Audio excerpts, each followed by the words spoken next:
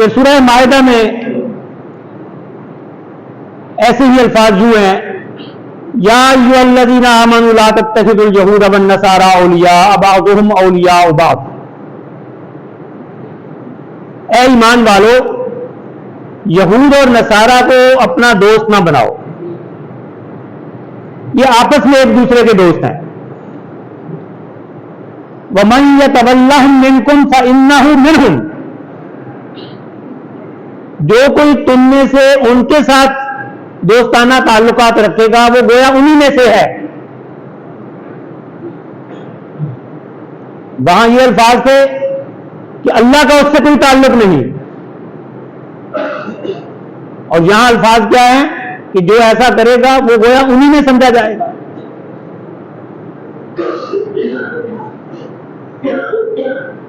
پھر اسی سورہ مبارکہ میں سورہ مائدہ میں آگے چل کر فرمایا، یا ایھا الذین آمنوا لا تتخذوا الذین اتخذوا دینکم ہزوا ولعبا من الذین اوتوا الکتاب من قبلکم والکفار اولیاء، اے تمہارے دین کو ہنسی اور کھیل بناتے ہیں، دین کا استہزاء کرتے ہیں، مذاق اڑاتے ہیں، دل لگی کا سامان دین کو بناتے ہیں، اور کفار کو اپنا دوست نہ بناؤ۔ واتقوا اللہ ان کنتم مؤمنین، اس معاملے میں اللہ سے ڈرو اگر تم ایمان والے ہو، اگر تمہارے پاس صحیح ایمان ہے، اگر تم اپنے آپ کو سچا ایمان والا سمجھتے ہو تو پھر اس کا یہ تقاضا ہے کہ کافروں کے ساتھ دوستانہ تعلقات نہ رکھے۔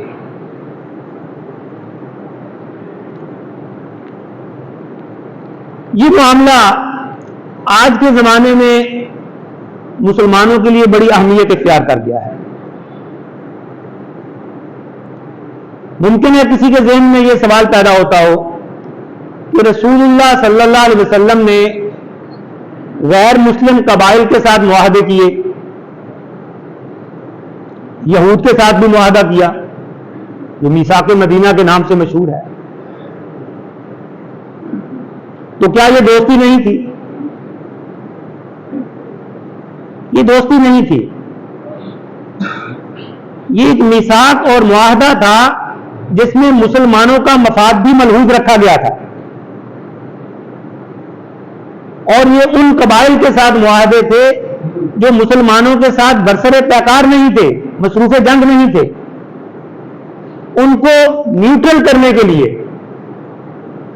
اصل معاملہ چل رہا تھا کفار مکہ کے ساتھ کہ اگر کبھی ایسا مسئلہ پیش آتا ہے کہ اہل مکہ مدینہ پر چڑھائی کریں تو تم یا تو ہمارا ساتھ دو گے یا پھر کم از کم نیوٹرل رہو گے، وہ اس طرح کے معاہدے تھے۔ اور یہود کے ساتھ بھی یہی معاہدہ تھا کہ اگر مدینہ پر باہر سے کوئی حملہ ہوگا تو تم مدینہ کے شہری ہونے کی حیثیت سے ہمارا ساتھ دو گے۔ پھر جیسے جیسے یہود نے وہ معاہدے توڑے تو ایک ایک کر کے ان کے خلاف کارروائی ہوئی اور مدینہ منورہ کو ان سے پاک کر دیا گیا۔ جب تک وہ اس پہ قائم رہے تو اس معاہدے کا باز کیا گیا۔ تو یہ حکم تو نہیں ہے کہ خام خواہ ہر غیر مسلم کے ساتھ آپ دشمنی پالتے پھریں، لیکن ان کے ساتھ ایسی مدد، ایسا دوستی کا تعلق جو مسلمانوں کے اپنے نقصان پر پہنچتا ہو، اس کی اجازت نہیں ہے۔ خاص طور پر اہل کفر میں سے وہ لوگ جو مسلمانوں کے خلاف جنگ کر رہے ہوں، حالت جنگ میں ہوں، ان کے ساتھ دوستانہ تعلق رکھنا، ان کو کسی بھی قسم کا تعاون دینا، کوئی بھی ایسا کام کرنا جس سے ان کو فائدہ پہنچے اور وہ مسلمانوں کے خلاف اپنے جنگ میں اس فائدے کو استعمال کر سکیں، ان ساری آیات مبارکہ کا تقاضا ہے کہ یہ مسلمانوں کے لیے جائز نہیں ہے۔ سورہ ممتحنہ میں پہلی ہی آیت مبارکہ کے الفاظ ہیں، یا ایھا الذین آمنوا لا تتخذوا عدوی وعدوکم اولیاء، اے ایمان والو میرے دشمن کو اور اپنے دشمن کو دوست نہ بناؤ. یعنی وہ غیر مسلم جو تمہارے ساتھ دشمنی کرنے پر اتر آیا ہے، تمہارے خلاف برسر پیکار ہے، ان کے ساتھ دوستی نہ گانٹو. اور اس واقعے کا پس منظر کیا ہے اس آیت مبارکہ کا؟ ایک صحابی حضرت حاتب بن ابی بلتع رضی اللہ عنہ، ان کے اہل خانہ مکہ میں تھے، اور نبی اکرم صلی اللہ علیہ وسلم نے اسی رمضان کے مہینے میں 8 ہجری کے رمضان میں جب مکہ پر چڑھائی کرنے کا فیصلہ کیا، یہ کچھ جمعے پہلے ہم اس کی تفصیل بیان کر چکے ہیں، تو حضرت حاتب رضی اللہ عنہ جو بدری صحابی تھے، انہوں نے خفیہ خط لکھ بھیجا اہل مکہ کے نام کہ نبی اکرم صلی اللہ علیہ وسلم تم پر چڑھائی کرنے والے ہیں. کہ یہ گویا ایک جنگی راز تھا جس کو انہوں نے لیک آؤٹ کر دیا. دل سے نہ وہ اہل مکہ کے ساتھ تھے، نبی اکرم صلی اللہ علیہ وسلم کو وحی کے ذریعے اطلاع کر دی گئی. آپ نے کچھ آدمی بھیجے اور وہ جو عورت لے کر جا رہی تھی اس کو راستے میں پکڑا، اس سے وہ خط برآمد کر لیا، وہ واپس آ گیا. جواب طلبی ہوئی ان کی. انہوں نے کہا کہ میرے اہل خانہ مکہ میں ہے، میرا اور کوئی وہاں نہیں ہے. میں نے یہ جانتے ہوئے کہ اہل مکہ اب آپ کے مقابلے کی جرت نہیں کر سکتے، اور ان کو اس میں خط میں یہ لکھا تھا کہ اب تم رسول اللہ صلی اللہ علیہ وسلم کا مقابلہ نہیں کر سکتے. ان کو صرف یہ اطلاع ایک احسان کے طور پر کی تھی کہ وہ میرے خاندان کے لوگوں کو نقصان نہ پہنچائے. ایک سوچ تھی ان کی. تو ان کے خلاف خیر کوئی بڑی کارروائی نہیں کی گئی، اور نبی اکرم صلی اللہ علیہ وسلم نے یہی فرمایا کہ یہ بدری صحابی ہیں، یہ ان کی سوچ کی غلطی ہے، انہوں نے غلط ججمنٹ کی. لیکن آپ یہ اندازہ لگائیں کہ اس واقعے کے بعد جو الفاظ نازل ہوئے ہیں لا تتخذوا عدوی وعدوکم اولیاء، اب وہ صحابی وہ دل سے ان کا ایمان نہیں بدلا تھا، ان کے حقیقی ایمان میں کوئی کمی نہیں آئی تھی، لیکن انہوں نے ظاہری عمل ایک ایسا کر دیا جو مسلمانوں کے خلاف پڑ سکتا تھا، جس سے مسلمانوں کو نقصان ہو سکتا تھا. تو اس پر تنبیہ ایسے آئی کہ میرے دشمنوں کو اور اپنے دشمنوں کو دوست نہ بناؤ. اور اسی سورہ مبارکہ میں آگے چل کر یہ فرق بھی بتا دیا گیا کہ وہ کافر جو تمہارے خلاف مصروف جنگ نہیں ہے، ان کے بارے میں تمہیں اجازت ہے کہ ان کے ساتھ عام دستور کے مطابق حسن سلوک کر سکتے ہو، انصاف کا برتاؤ کر سکتے ہو، یہ کرنا چاہیے. لا ينهاكم الله عن الذين لم يقاتلوكم في الدين ولم يخرجوكم من دياركم ان تبروهم وتقسطوا اليهم ان الله يحب المقسطين.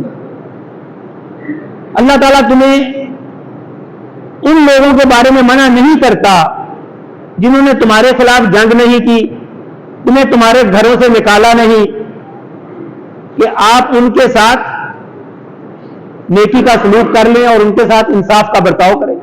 اللہ انصاف کرنے والوں کو ہی پسند کرتا ہے.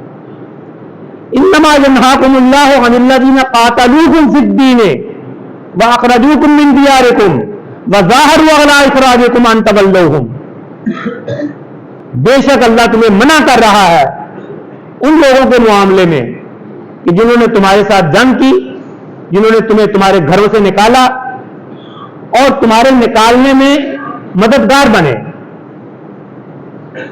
اس چیز سے منع کر رہا ہے ان تولوہم، کہ ان کے ساتھ تم دوستی کا تعلق رکھو. ومن یتولہم، جو ان کے ساتھ دوستانہ تعلق رکھے گا، فاولئک ھم الظالمون، یہی لوگ ہیں جو ظالم ہیں اور پرلے درجے کے گناہ گار. قرآن مجید کی ان ساری آیات میں جو مضمون بیان ہوا ہے اس کو سامنے رکھ کے اس وقت کے عالمی منظر پر نظر ڈالیں کہ کیا مسلمانوں کے خلاف جنگ نہیں ہو رہی؟ کیا دنیا کے کچھ علاقوں میں मुसलमानों पर फौजकशी नहीं हुई और वो जो करने वाले हैं उनके साथ बाकी मुसलमानों का ताल्लुक कैसा होना चाहिए? उनसे तो मना किया गया है, उनके साथ ऐसा कोई ताल्लुक,